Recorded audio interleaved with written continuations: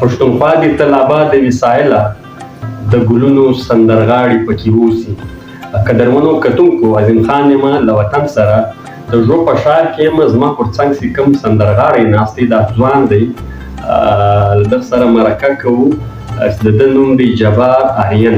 ترګردو له مخه په خپل پروګرام کې زه به درته ښه راغلاست وایم. ستړی مه سې. السلام علیکم. وعلیکم السلام.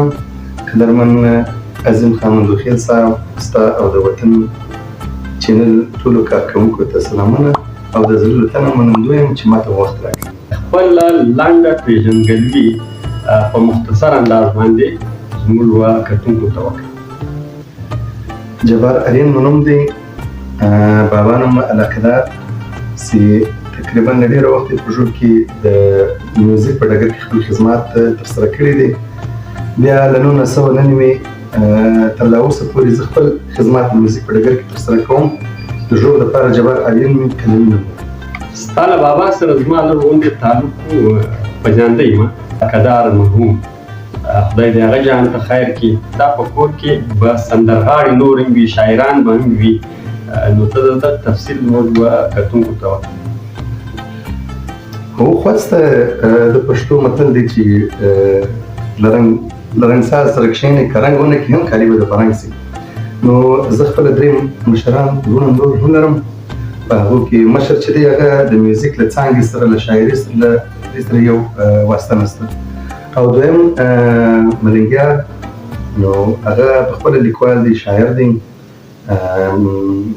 په درېیم نمبر باندې سردار سپرلی سندرغاړی دی، ما سره مطلب سندرې وایي. خو چې کوم پروفیشنل یا چې ملا یې ورته تړلې ده جبار آرین، زه پخپله لیک مې هم کړی دی شاعري، خو ځان ته شاعر نسم ویلی. او سندرې یا سندرغاړي دا زما شعبه ده، زما فیلډ دی، زه په دې کې کار کوم. د سندرو دا لړۍ تا یو مجلس پکې وکړی چې له 1902 نیمې اضافه راکړې ده. نو دا به د ډېر البم، ډېرې قطعې، ډېر شیان به د ټیپ سوي وي. د هغو تفصیل که لږ راکړي. خامخا نو هغه وخت خو نو وخت وي د کیسټ په ډګر کې ما خپل هغه نه وکړو چې زده کړه کوم. نو د زده کړې په لټون کې، د زده کړې په جنون کې تر ډېره ځایو لاړم، خو داسې رسمي البم ما په خپل وخت کې نه کړي ریکارډ. هغه بعد چې بیا کله د سیکوینس سټوډیو ته راغله خبره، په دې کې ما خپل څه ټریکونه ویلي دي او اوس خپله سټوډیو لرم، یو میوزیک پروډکشن لرم، د دې په ژوب کې هم دی، په لورلای کې هم دی. نو داسې رسمي البم نه دی ویلي او ټریکونه هم ډېر ویلي. کومو شاعرانو بدلې تا په خپلو سندرو کې راخیستې دي، ویلي دي؟ تقریبا شاعران خو ما مطلب چې زموږ پښتو ژبې شاعران یې که بیا د لرې پښتونخوا یې که د برې که د منځنۍ پښتونخوا چې یو ورې ښه شعر لیکلی، بیا مطلب ما انتخاب کړی دی. په دې کې د کوزې پښتونخوا ساحل صاحب یا ژني یا کلندر مومن په ژوندیو شاعرانو کې هم ډېر شاعران. خو دلته زموږ د خپلې سیمې، د ژوب د سیمې، د لورلایي د سیمې شاعران تقریبا د دې ټولو کلامونه ما ویلي دي، کمپوز کړي مې دي، راسره پراته دي په راتلونکي پروجیکټ کې. او ورسره د جنوبي پښتونخوا شاعران لکه درویش درانی صاحب، مطلب داسې راز او مدراز، اسمت ظهیر صاحب، داسې سره واخله مطاعي ملا صاحب، نور دارنګې غزلې ما خپل انتخاب کړي دي، راسره پرتې دي، څه مې ویلي دي، څه پاتې دي، روانې دي. سندرغاړو کې د تر ټولو زیاته کم سندرغاړی خوښ دي؟ چې پښتو وایي هر سندرغاړی مې خوښېږي. په شروع کې د سندرو پیل کې چې ما پیل کولې، په وخت کې ما ډاکټر صادق فطرت چې په ناشناس مشهور دی، زموږ د پښتو میوزیک یو غټ نوم دی. نو ناشناس، سردار علي ټکر، بیا خدای دې ژوندی لري خیر محمد استاد، نو دا سندرغاړي.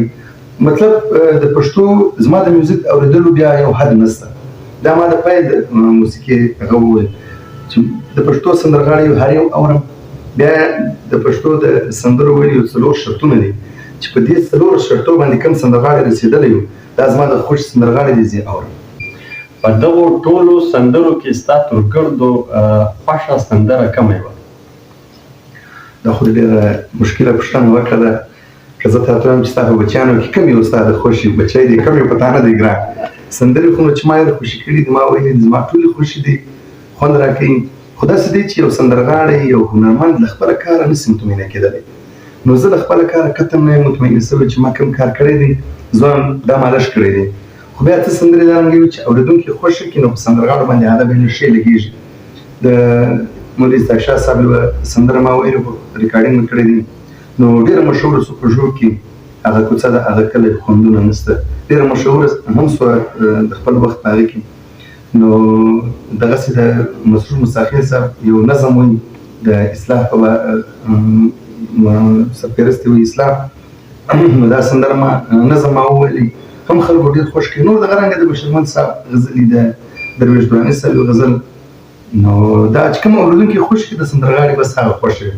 اسحاق شاه مفکر مجلس د وکړې تا ول دغه سندره چې کومه وه ډېره پر مخ باندې لاړه د خلکو ډېره خوښه سوه که دا سندره لږ په ترنم کې موږ ته وایه په هغه انداز هغه کوڅه ده هغه کلی خو خوندونه نسته هغسې خلاصه دروازه ده دیدنونه نسته هغه کوڅه ده هغه کلی خو خوندونه نسته هغسې خلاصه دروازه ده دیدنونه نسته. و ټولنه ته و ځوانانو ته و پښتنو ته څه پیغام ورکول غواړي؟ الحمدلله موږ خو نو په ځوانانو کې ښه اباد یو نو پکار دی چې هر ځوان ښه روشنفکره واوسي له خپلې زده کړې سره له خپلې ټولنې سره او څه نه څه یو کار کوي او سندره اوري د ژوند دپاره او مطلب چې بېروزګار یا دغسې نه وګرځي کم از کم څه نه څه کار دی ضرور کوي ورسره او تر هر څه نه مخه تر هر څه اړین ورته خپل زده کړه ده چې زده کړه باندې زیات فوکس ورکوي. قدمونو کتونکو دا و ښاغلي جبار آرین له تاسو سره موږ ملاقات وکړې او د ده خوږې خبرې په تاسو باندې واورېدې نو تر بل پروګرام پورې له تاسو له ګردو څخه رخصت اخلو د الله په امان.